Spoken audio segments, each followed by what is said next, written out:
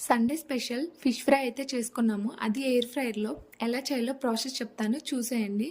First marination కోసం ఉప్పు, కారం, పసుపు, ధనియాల పొడి, కొంచెం అల్లం వెల్లుల్లి పేస్ట్, అందులోనే కొంచెం నిమ్మరసం కూడా వేసి మెత్తగా పేస్ట్ లాగా కలుపుకోవాలి. పేస్ట్ లాగా కలుపుకున్న తర్వాత మనం ముందుగా వాష్ చేసి పెట్టుకున్న పీసెస్ అన్నిటికీ బాగా పట్టించాలి మసాలాస్. పట్టించిన తర్వాత ఒక హాఫ్ అన్ అవర్ లేదా 1 అవర్ ఫ్రిడ్జ్లో ఉంచాలి. ఎందుకంటే మసాలాలన్నీ చాలా బాగా పడతాయి. ఒక హాఫ్ అన్ అవర్, నేనైతే 1 అవర్ ఉంచాను. 1 అవర్ తర్వాత పీసెస్ అన్నిటికీ స్పైసెస్ బాగా పట్టాయి. సో ఆ పీసెస్ అన్నిటిని మనం ఎయిర్ ఫ్రైయర్లో నీట్గా అరేంజ్ చేసుకున్నాము. అందులోనే లైట్గా కొంచెం ఆయిల్ వేస్తున్నాను, ఎందుకంటే టేస్ట్ బాగుంటుంది. నేనైతే ఒక 2 స్పూన్ ఆయిల్ వేసాను. ఒక 15 మినిట్స్ టైమర్ అయితే సెట్ చేశాను. ఒక 15 మినిట్స్ తర్వాత తీస్తే ఇలా ఉన్నాయి.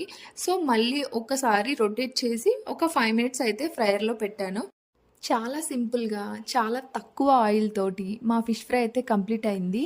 సో దానికి కాంబినేషన్ మేమైతే పప్పుచారు చేసుకున్నాము. సండే లంచ్ అయితే కంప్లీట్ అయింది. ఈ వీడియో నచ్చితే లైక్ చేయండి.